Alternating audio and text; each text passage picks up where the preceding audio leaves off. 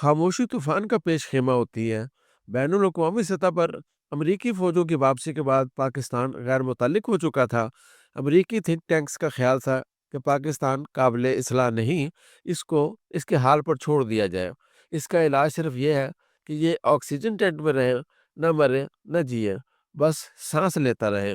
मईशत की रस्सी कसकर रखी जाए ताकि ये खुद ही अपनी न्यूक्लियर और जिहादी पॉलिसियों से तौबा ताइब हो जाए। जनरल बाजवा मगरबी दुनिया में वक्त गुजार चुके थे, इसलिए उन्होंने अपने दौर में मगरबी दुनिया को नाराज़ करने वाली प्रो चाइना पॉलिसी की रफ्तार कम कर दी।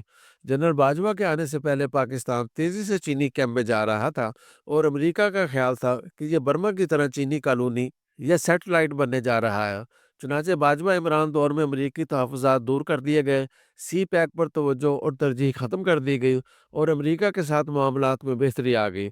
लेकिन अमेरिका ने पाकिस्तान को किसी भी तरह की इमदाद देने से गुरेज किया। इस दौरान पाकिस्तान खामोशी, तन्हाई और बेइतनाई का शिकार रहा।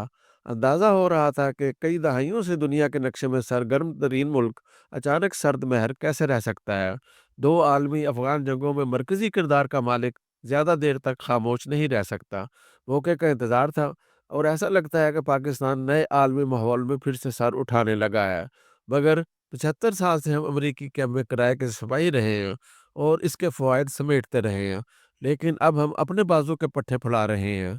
बिलावल भुट्टो का बयानिया इमरान एक बहाना, एटमी प्रोग्राम असल निशाना, दरअसल नई तब्दीली का इशारा दे रहा है। अगर सदर ट्रंप की इंतज़ामिया ने दबाव डाला तो पाकिस्तान भी ललकार से जवाब देगा। बिलावल भुट्टो इस वक्त के नौजवानों में सौजवान शुमार होते हैं। बैरूनी तालीम, ख़ानदानी तरबियत और सियासी रवायात के हामिल होते हुए उन्होंने वज़ीर ख़ारजा रहने का तजर्बा भी हासिल कर लिया है। बतौर वज़ीर ख़ारजा उन्होंने सऊदियों, अमरीकियों और बहुत से मुल्कों के सफारतकारों में अपने चाहने वाले भी पैदा कर लिए। इनसे सिर्फ इसराइली और भारतीय वजारत ख़ारजा नाराज़ हुई। पाकिस्तानी मुक़तदरा से छोटे मोटे इख्तलाफात के बावजूद वो मजमूई तौर पर रियासती बयानिए को बैनुल अक़वामी तौर पर पेश करने में महारत रखते हैं। इसीलिए मेरा ख़्याल है कि मोहतरमा बेनज़ीर भुट्टो की बरसी पर बिलावल भुट्टो का अमरीका को जवाब रियासती बयानिया हो सकता है। ये बदलता बयानिया पाकिस्तान पर किस तरह से अंदाज होगा, इसके लिए पूरे पाकिस्तान को तैयार होना होगा। गुज़िश्ता रोज़ लाहौर में 8 फरवरी के इलेक्शन के बाद पहली बार एक 5 सितारा होटल में एक बहुत बड़ी सियासी तकरीब हुई। होटल का सबसे बड़ा हाल खचाखच भरा हुआ था। मौका ख्वाजा साद रफ़ीक और सलमान रफ़ीक के वालिद ख्वाजा रफ़ीक की सालाना बरसी का था। मगर ये एक सियासी मेला बन गया, जिसमें मुज़ाकरात के हवाले से नूनी मौक़िफ़ खुलकर सामने आया। मेरे बशमूल मुजीबुर रहमान शामी साहब, राना सनाउल्लाह साहब और जनाब अयाज सादिक साहब सब ने मसालिहत, मफ़ाहमत और मुस्तक़बिल के इम्कानात पर बात की। सबसे दिलचस्प और दिलपज़ीर तकरीर वज़ीर दिफ़ा ख्वाजा आसिफ़ की थी। उन्होंने रोमन मुकर्रर सीसरों की तरह ड्रामाई अंदाज़ में नून लीग का अंदरूनी मौक़िफ़ बयान किया। वो बार-बार सामीन से सवाल करते रहे कि 26 नवंबर तक तो तहरीक इंसाफ इनकलाब लाना चाहती थी, हमसे बात तक नहीं करना चाहती थी, अब यकायक मुज़ाकरात पर क्यों तैयार हो गई?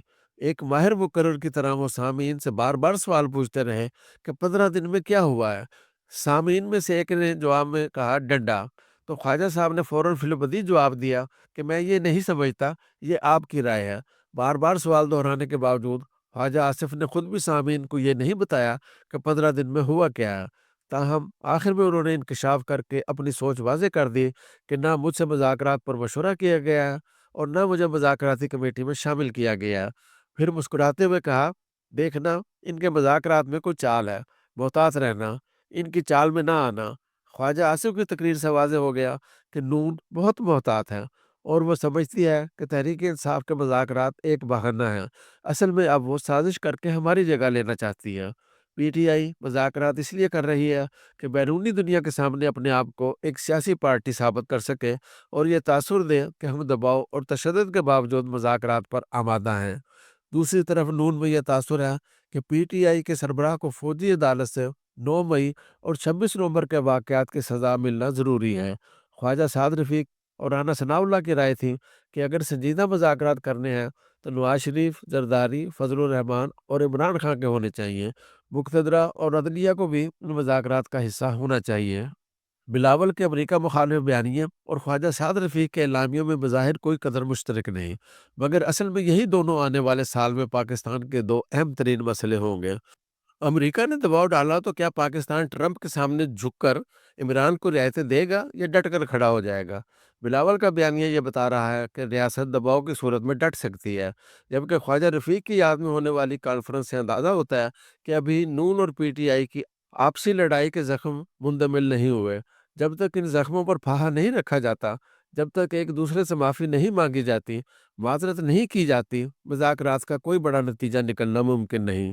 فی الحال مقتدرہ وزیر اعظم شہباز شریف کی دن رات محنت اور مشکل ترین حالات میں کام کرنے پر ان کو سراہ رہی ہے، اور انہیں یہ اعتماد دیا جا رہا ہے کہ معاشی حالات بہتر ہونے کے بعد آپ سیاست میں بھی بہتری لا سکتے ہیں۔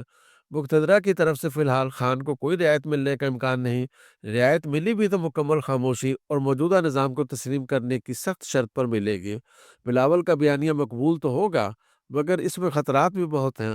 سپر پاور سے لڑائی اور مخالفت بہت مہنگی پڑ سکتی ہے۔ کمزور معیشت اور اندرونی سیاسی، مذہبی اور علاقائی لڑائیاں پاکستان کے بہت بڑے مسائل ہیں۔ کوئی بڑی کشمکش ہوئی تو پاکستان کی فالٹ لائنز کو سنبھالنا مشکل ہوگا۔ مناسب ہوگا کہ اندرونی مصالحت اور بیرونی ڈائیلاگ کو ذریعہ بنا کر مشکلات سے نکلا جائے۔